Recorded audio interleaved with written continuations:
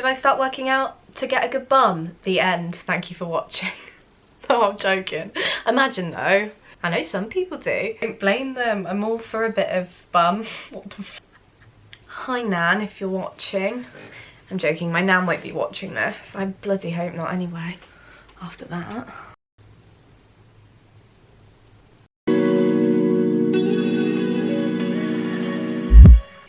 Hello friends, I'm back on the YouTube. I've missed it a lot actually. It's been a little while. Yeah, I'm just kind of back at uni now and looking to get into some more content creation because I'm doing journalism as a degree, so it kind of makes sense. I think somebody just fell up the stairs in my uni house. I'm not even gonna check if they're okay because they can handle themselves, it's fine, it's just the boys. But yeah, just feeling confident in front of the camera, getting ready for some broadcast stuff, having a cracking time, and helping some people out. That's the goal. So today's video is all about kind of like getting into fitness, getting into running, and like doing it for the best intentions. It kind of sounds like it, but this video isn't a running is great, you should try it video, because it's not for everybody. But having said that, for the longest time it wasn't for me either, and I do actually quite enjoy it now. So maybe stick around if you want to know a little bit more. I'm sure there are many other places that people can go to other than this video to find better fitness advice, because I'm only a fitness instructor for group exercise. Like, I'm not a fitness professional, I don't have a PT qualification. But yeah, I just wanted to talk like a little bit about where like fitness has taken me, kind of thing almost, and how I have progressed. A few friends have asked me questions on Instagram as well, kind of like general tips and general advice on how to help. So I thought I'd go back to the beginning and talk about how I started loving fitness, because I got into fitness classes, which is also how I became a fitness instructor. So I kind of started off by going to these like dance fit classes on a Friday night, and obviously growing up dancing, absolutely fell in love with them. And then, I don't know, or most people have probably heard of the Les Mills franchise. I kind of started loving all of their classes. The best part, this is the main tip that I have, is that when you're kind to yourself and when you're doing something that you genuinely enjoy, that's when you tend to make the most progress. You use it as a punishment. I know a lot of people do, but like, you use it as a way to not be kind to yourself, or to punish yourself, or to work off, you know, what you've eaten or whatever.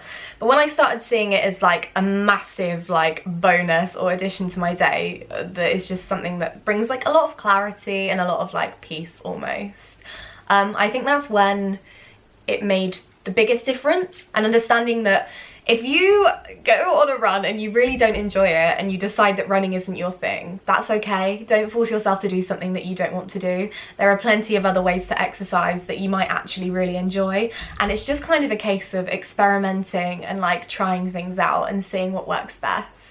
So like, I'd always recommend like trying fitness classes of some sort, because you don't have time to think when you're in that room. You've got an instructor to push you, which is always insane as well. Like, some studios might be a little bit different, but for me, like, I was very lucky at my gym that it was such a welcoming and like happy environment, and I think that made me stay and, you know, really get into it. When quarantine came, I was a little bit worried, because I knew that my mental health depended a lot on exercise classes, and they were like a big positive that I kind of had in my life. So I carried on with some online classes, but when I can't remember what it was called fully, I think it was like Run 5, Nominate 5.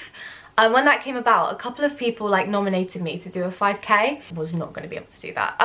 So I kind of, a couple of weeks in advance, I started running, and I would barely call it running. Like, I would literally shuffle along the road, but still call it a run, and still allow myself to have that as like a run, no matter how long it took me. So in terms of running, I definitely say Slow and Steady wins the race. Where is that from?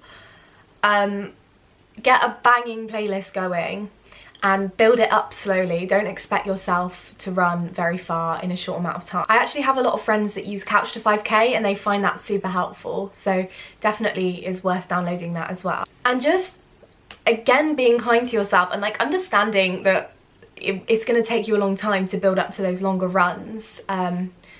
but it will definitely be worth it in the end if it's something that you want to build upon. One thing recently as well is I do this thing where, like, if I've got an event coming up, or like a group running thing, or I've set myself a charity challenge, it kind of makes my brain completely freeze and be like, what have I done, and not want to run so much. So I've been doing 5k on the treadmill every single day at the moment, like just to stay in preparation mode for this race. But I'm not pushing myself to do longer runs because I don't want to, and that's okay. And if you've got into running and you've got into a really good running routine, falling out of that doesn't mean that you have to stop completely. Like, just take some time out, enjoy the process, and understand that it's not a linear thing. Progress happens like in phases, and sometimes you need to take some time out to then build upon yourself and like be better in the end. So obviously I asked a few friends on Instagram for some questions. Melina, my lovely Melina, is a fitness coach and a PT. She's amazing, and I've done her boot camps quite a lot over the past year. I've got her Instagram linked. She's amazing. She has asked me how I got into fitness, which I've already explained, but also how fitness has helped me mentally. Again, it's finding that balance between seeing fitness as something you have to do, or seeing it as like a privilege and something that you can kind of escape with. I know that if I'm having a bad day, fitness will be the one thing that brings me out of that as well. So fitness is kind of like a constant thing in my life that brings me stability. That's how I would explain it. Fitness has helped me so much mentally. It just changes the way you see yourself, doesn't it? I don't know whether to say people's names or not. What if they don't want me to? I won't, unless I know them really well. Have you always enjoyed running, or is it something that where you reached that level of fitness it became enjoyable? I think understanding to run to your level of fitness is what's most enjoyable. So obviously if you've never done a run before, don't push yourself to run a 10k in 55 minutes, because you're obviously gonna absolutely hate that. Seeing that you've worked on something and you've improved on something, and you've got good at it.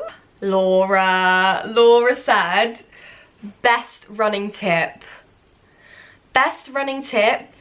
is when your legs aren't working, run with your arms. It sounds really stupid, but when sometimes you're on a longer run, or even if you've just trained the night before, like, you can really feel it in your legs. And when I focus on I must look like an absolute twit running sometimes, because when I'm running with my arms, like, big movements. I dread, honestly. Seeing myself running is one thing that I don't think I ever want to do. Other Laura has said how to push through the wall. If you're talking about kind of like the wall as in halfway through a workout and I'm really CBA to continue, if it's like a CBA because you're genuinely tired, just giving yourself that break for sure. But if it's a CBA as in I am laying in bed and I really can't be bothered to go for a workout, just reminding yourself of that amazing feeling afterwards sometimes is literally all you need. But you know what, I am a massive advocate for staying in bed, eating chocolate and watching Netflix if that's what you need that day. So push yourself, understand that you're bettering yourself as a person, but don't push yourself to the point where you're not doing it for the best intentions, for sure. Somebody has said how to keep motivation on a bad day.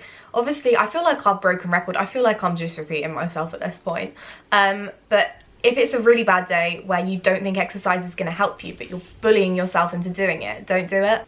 But I think the biggest thing for me is if it's a day where I don't want to go to the gym or I don't want to do strenuous exercise, taking yourself out on a walk and listening to a podcast. I'm obsessed with Emma Chamberlain's podcast series.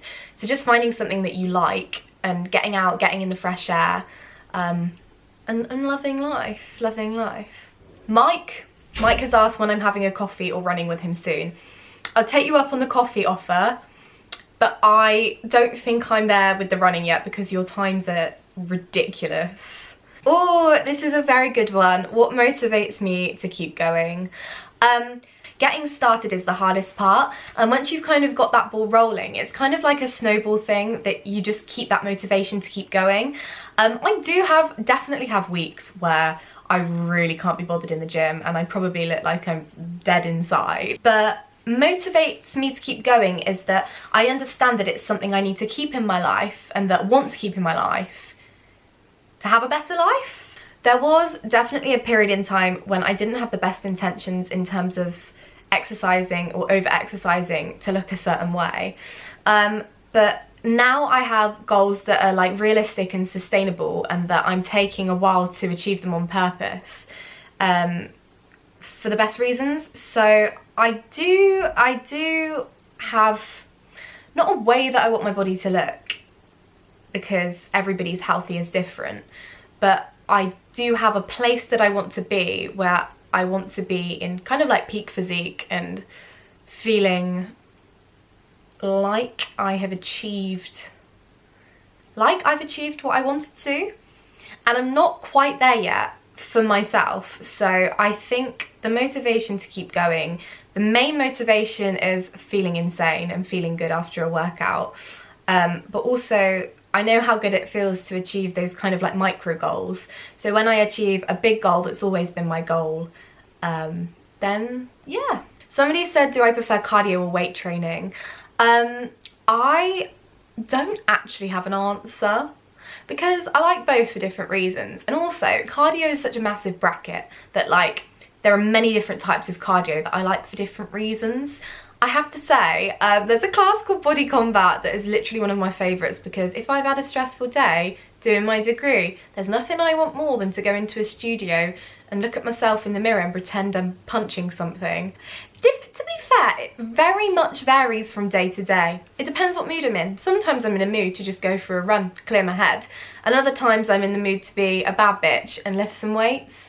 I have enjoyed weight training a lot more since I've got a good workout split. So if you're looking to get into weight training more, I definitely recommend speaking to somebody that knows what they're doing and figuring out a split that's good for you. What is my favourite part about training, somebody has asked. Seeing a difference in my strength, to be honest. With the gyms closing, I lost a lot of strength because I was doing a lot of body weight stuff and conditioning. But seeing those little changes in what your body can do, yeah, it's like a, oh my god, look what I've achieved feeling. It feels good.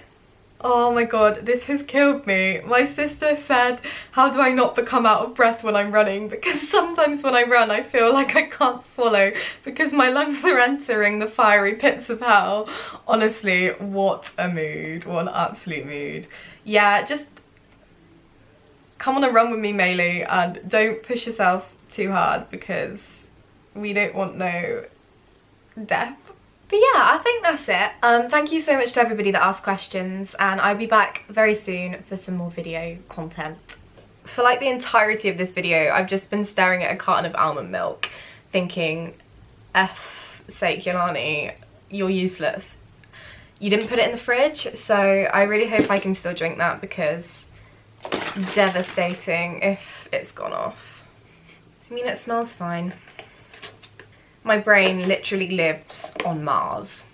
I swear to God. I cannot do anything.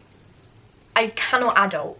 I cannot do anything useful with my life. But yes, thank you for watching, friends.